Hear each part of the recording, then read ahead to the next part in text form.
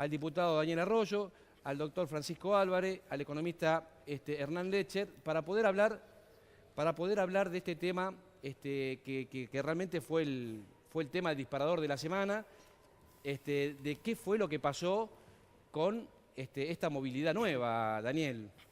Sí, a mí me parece que el planteo del gobierno verdaderamente es negativo.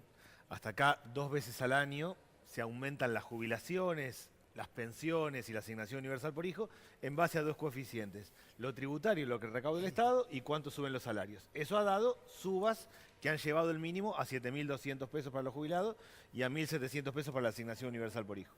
El gobierno está proponiendo desarmar ese índice y aumentar solo por inflación.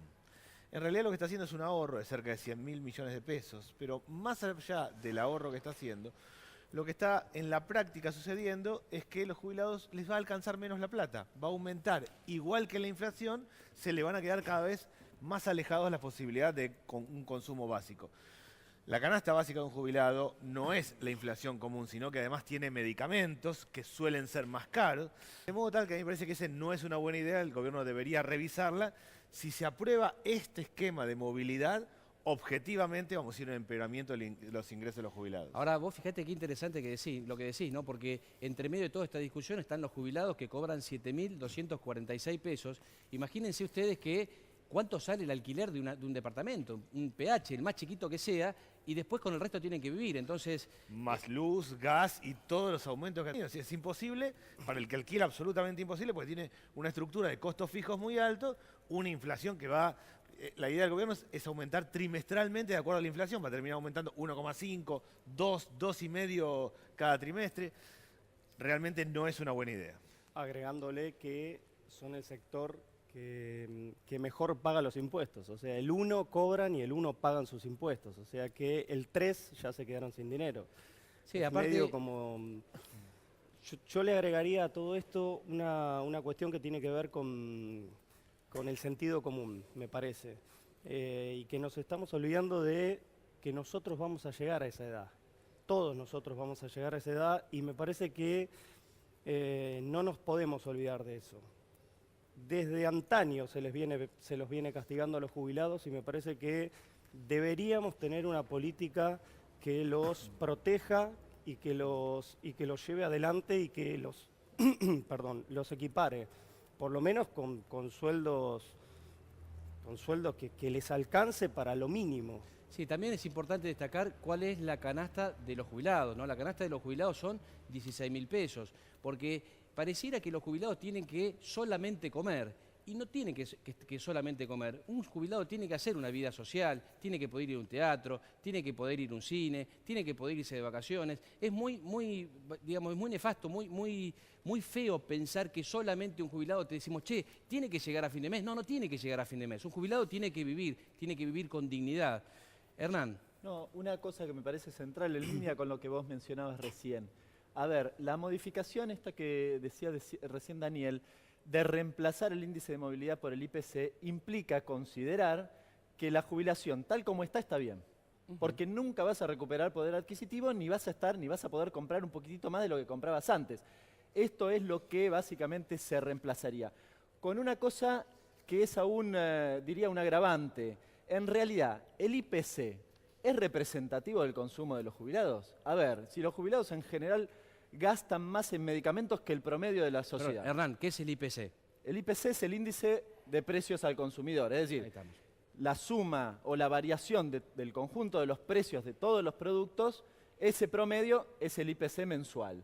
Bueno, lo que pasaría es que la jubilación se iría actualizando de manera trimestral con el IPC y entonces la actualización ya no sería la del índice de movilidad jubilatoria. El índice de movilidad jubilatoria, como bien lo decía Daniel, incluye sobre todo la recaudación.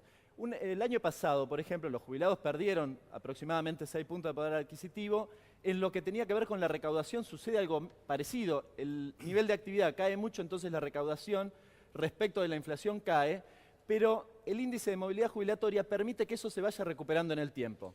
Si se recupera, la modificación se hace hoy, los jubilados pierden. Si se hace dentro de un año, tal vez no sea tan significativo esto que estamos hablando. Ahí tienen algunos datos. Nosotros desde el CEPA hicimos un poco el cálculo de lo que pasó. Primero, en el transcurso del 2016, Fíjense, la jubilación mínima en septiembre de 2015, ¿qué dice? 101.15. ¿Qué significa eso? Bueno, en realidad, ahí está la base. En marzo del 2013, si podías comprar, supongamos, 100 sachets de leche, en septiembre de 2015 podías comprar 101 sachets. Y en septiembre de 2017 solo podés comprar 95.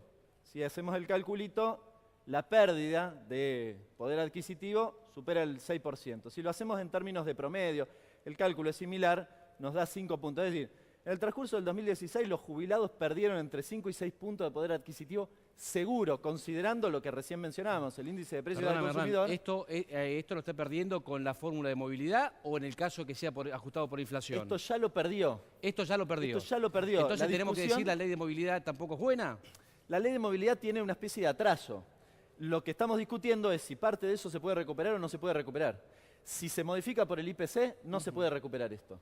Sí, Bien, esta es la discusión principal. Si no se modifica por el puede IPC... recuperar, va para abajo, porque como tienen medicamentos y un componente más alto, Y la inflación. no es que no se recupera, sino que va a ir cayendo más aún. Este número, de hecho, es mentiroso, entre comillas. ¿En qué sentido? Efectivamente, el IPC es el índice de precios al consumidor que incluye todo. Ahora, la canasta de de consumo en general de un jubilado que incluye medicamentos que superaron en promedio los precios, el aumento de precios general, superaron el 100% en la mayoría de los casos, bueno, probablemente su índice de precios es mayor al del índice de precios del consumidor general. Con lo cual, probablemente ahí estamos subestimando la pérdida. Lo que tenemos que ver acá es que los jubilados tienen un problema. O sea, tienen un problema. Vamos a ver en la próxima placa, no sé si la podemos poner. Ahí está. Esta placa es muy importante para que se entienda la diferencia. Por favor, Hernán. Bueno, este es el cálculo de lo que va a pasar si efectivamente se reemplaza por el índice de precios al consumidor el indicador de movilidad. Fíjense, en la jubilación media, esto no incluye los jubilados de la moratoria, es 13.683. Perdóname, acá lo que estamos viendo es la diferencia de la movilidad y lo que sería con la nueva movilidad que propone el gobierno. La pérdida de ingresos Ahí está. con Entonces, la nueva propuesta. o sea que esto es una visión objetiva de lo que pasaría comparando la ley que tenemos, la 26.417, con la nueva ley que se intenta sancionar. Explícalo, Hernán, por Exactamente. favor. Si eso efectivamente pasa, entonces, el jubilado que hoy cobra 13.683 pesos, por ejemplo, con movilidad jubilatoria llegaría a diciembre de 2018 en 16.777.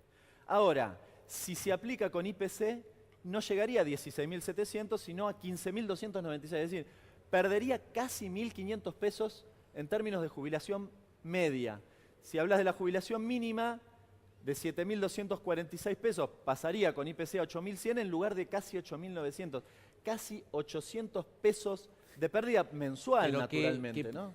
El tema es que para los que estamos en actividad, 800 pesos es plata, pero no es tanta plata. Pero para un jubilado, 800 es más pesos... del 10% de lo que está Claro, cobrando es un montón. hoy. Es el 10%. O sea, el concepto es, hoy la situación está mal, con este esquema va a estar peor. No es ese el camino que habría que encarar, sino otro. ¿Y cuánto se estaría? Porque acá, viste, en las empresas se hablan de ahorro. Uno trabaja en una empresa y el dueño que te dice, mira, si vos logramos un ahorro en la producción de tanto, yo te premio con tanto. Entonces, vamos a entender al Estado, mal entender al Estado como si fuera una empresa. Entonces, ¿de cuánto sería el ahorro? ¿Se ahorra plata el gobierno? Porque si el jubilado pierde plata, alguien lo gana. ¿Viste cómo es el equilibrio? ¿Quién gana acá? Porque acá hay tres reformas. La reforma laboral, la de la movilidad jubilatoria y la reforma impositiva. Pierden los jubilados y las personas que tienen planes sociales, los trabajadores porque se bajan las indemnizaciones, se precariza el trabajo y se quitan los aportes patronales. O sea, en el fondo lo que está haciendo esta reforma de tres partes es sacando abajo y poniendo arriba. Es al revés de lo que habría que encarar. Es claro que hay que encarar otros cambios en Argentina, una nueva cuestión tributaria, que el sistema de seguridad social hay que repensarlo, es evidente, pero no en esta línea. Esta línea es sacarle a los que no tienen. Vos fíjate que la conclusión es que en diciembre del año que viene, con este nuevo criterio, porque yo digo siempre que más allá de la política está la realidad, ¿viste? Cuando vos decís, ¿cuál es la realidad? Y cuando va el jubilado al supermercado, cuando va al almacén y va a sacar la plata en el bolsillo, se encuentra que no tiene. Entonces, la diferencia real es que hoy, con la ley de movilidad y con las previsiones de recaudación y de aumento de salarios, se iría a casi 8.900 pesos, y con esta movilidad que propone el gobierno se iría a 8.100. Para que la gente entienda, la movilidad hoy sin lo que se viene o sin lo que se está planeando, la movilidad es marzo y septiembre, aproximadamente el 13,6%. Con el IPC, ¿cómo quedaría en porcentaje, más allá de estos 784,19, pero cómo quedaría en porcentaje, más o menos? A ver, este es un cálculo muy conservador. La inflación que nosotros utilizamos es más o menos la que planteó el gobierno, entre 12 y 14%. En el caso de la movilidad, la verdad que también fuimos conservadores, fue 13,5 en marzo y solo 8 en septiembre. La verdad que uno tiende a pensar que la movilidad de septiembre va a ser más alta que la del 8%, con lo cual quizás hasta nos quedamos cortos en este cálculo. Lo que está claro es que vayamos al primer semestre. En marzo del 2018, la movilidad va a ser 13,5 aproximadamente. Probablemente la inflación no sea de eso, sea sensiblemente menor a eso. Lo podemos estimar porque la movilidad jubilatoria se calcula con los datos de ELS, digamos, del año 2017, con lo cual no nos estamos equivocando en ese número. Escúchame. Y así ya van a perder los jubilados.